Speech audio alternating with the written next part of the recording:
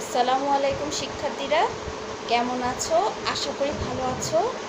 আজ আলিম প্রথম বর্ষের সাথে আমার বাংলা দ্বিতীয় পত্র ব্যাকরণ ক্লাস।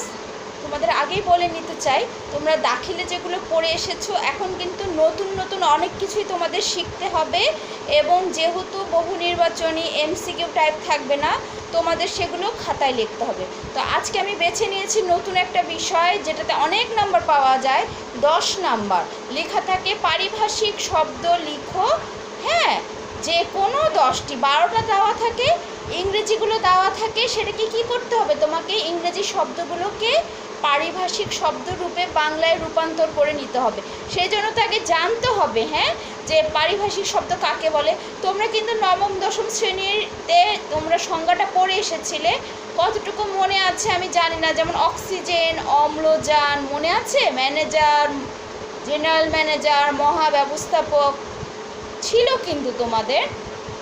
তারপরেও বহু নির্বাচনী এমসিকিউ থাকার কারণে ওভাবে আর বিস্তারিত তোমাদের লিখে করতে হয়নি। এখন বলা থাকবে পারিভাষিক শব্দ লেখো যে কোনো 10টি যদি লিখতে পারো তাহলে 10 নাম্বার পেয়ে গেলে। হ্যাঁ, 10টা লিখলেই 10 নাম্বার। সুতরাং এটা তোমরা ভালো করে পড়ে ফেললে পরীক্ষায় 100তে 10টা নাম্বার একেবারে তোমাদের জন্য শিওর পাওয়া হয়েই যায় বলতে গেলে।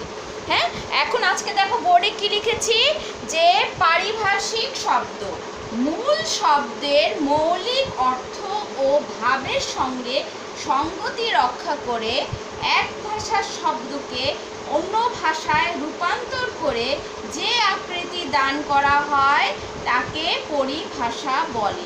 পরিভাষা বা পারিভাষিক শব্দ বলে, ঠিক আছে। যেমন গ্লোবাল, গ্লোবালকে কি বানানো হয়েছে? বৈশ্বিক। গ্লোবালকে করা হয়েছে অন্য ভাষায়, বাংলা ভাষায় কি করা হয়েছে?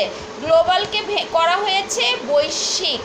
আবার বলছি, পরিভাষা কাকে বলে? পরিভাষা না জানলে তো পারিভাষিক শব্দ করা যাবে না। মূল শব্দের, তোমরা কিন্তু এটা খাতায় লিখে নিবে, অবশ্যই খাতায় লিখে নিবে। মূল শব্দের মৌলিক অর্থ ভাবের সঙ্গতি রক্ষা করে এক ভাষার শব্দকে অন্য ভাষায় রূপান্তর করে যে আকৃতি দান করা হয় তাকে পরিভাষা বলে। যেমন গ্লোবাল, বৈশ্বিক। তোমার এখানে মৌলিক অর্থ আর ভাবটাকে মিল থাকতে হবে, মিল রেখে আমরা অন্য ভাষায় সেটাকে রূপান্তর করতে পারবো। গ্লোবালকে করে ফেলেছি কি? বৈশ্বিক, ঠিক আছে। এখন আমি তোমাদের পরীক্ষায় যেমন শব্দ দেওয়া থাকবে, আমি তোমাদের প্রতিদিন, তোমরা বই অনেক শব্দ দেওয়া আছে, প্রতিদিন তোমরা অন্তত 10টি করে অনুশীলন করবে, 10টি করে পড়ে ফেলবে, পড়ে নিজে নিজে আবার সেগুলো লিখবে, তাহলে তোমাদের জন্য অনেক সহজ হয়ে যাবে।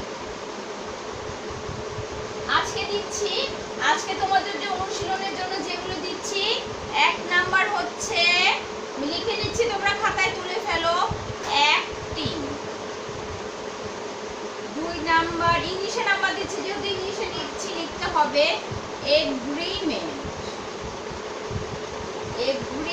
এগ্রি বানানে ডবল ই আছে, এগ্রিমেন্ট।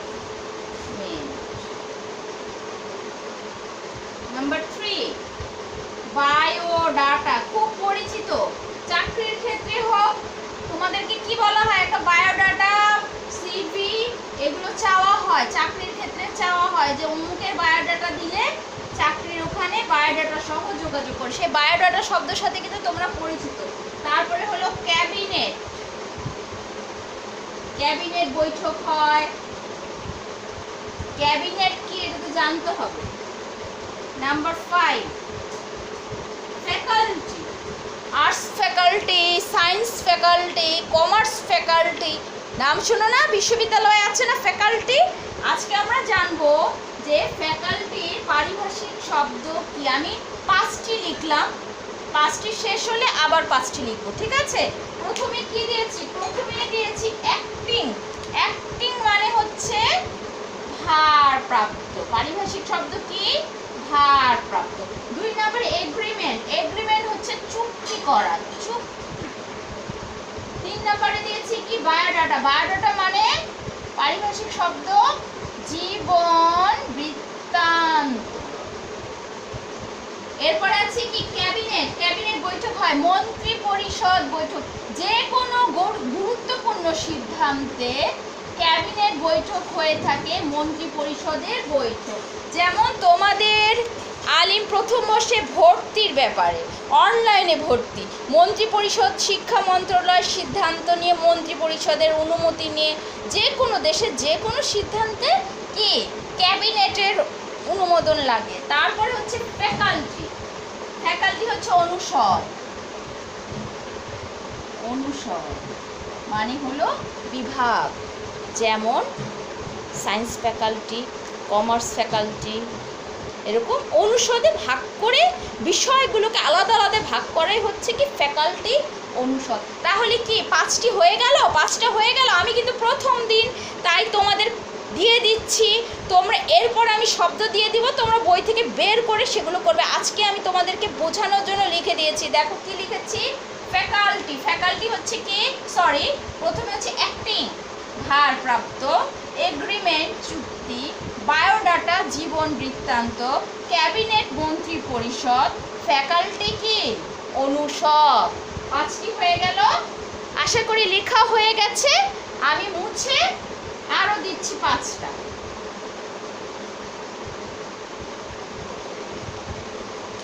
Hostel number 6। হোস্টেল এগুলো আমি লিখে দিব না, এগুলো তোমরা বের করবে, ঠিক আছে। Number 7 income. ইম্পর্টেন্ট শব্দ দিচ্ছি যেগুলো আমরা ব্যবহার করি। Hostel, income. Number 8 republic. Republic. Number 9 x ray. X ray যে একটা পারিভাষিক শব্দ আছে, জানতে হবে তো, এক্স-রে। Number 10 agenda. এজেন্ডা।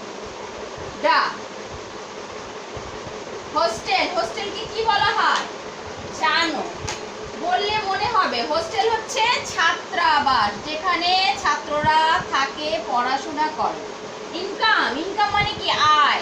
জিজ্ঞেস করা হয় না ছেলের বিয়ে দিতে হবে, পাত্র, পাত্রের ইনকাম কত, কত ইনকাম করে, হ্যাঁ জিজ্ঞেস করা হয় না। ইনকাম মানে কি আয়, তার আয় কত, সে কত রোজগার করে। এরপর হলো রিপাবলিক। রিপাবলিক হচ্ছে প্রজাতন্ত্র। এক্স-রে, রঞ্জন রশ্মি, এগুলো ভুললে কিন্তু হবে না। শিক্ষিত হচ্ছ এখন, তাই না? এরপরে কিন্তু উচ্চতর শিক্ষার পর্যায়ে চলে যাচ্ছ। সুতরাং এই খুঁটিনাটি বিষয়গুলো যদি জানা না থাকে তাহলে শিক্ষিত হয়েও কিন্তু অনেক সময় লজ্জায় পড়তে হয়। সেই জন্য তোমাদের একটু ভালো করেই জানতে হবে। এরপরে কি লিখেছি, এজেন্ডা। এজেন্ডা হচ্ছে আলোচ্য সূচি। যখন কোনো আলোচনায় যাওয়া হয় একটা এজেন্ডা নিয়েই তো আলোচনায় যাওয়া হয়।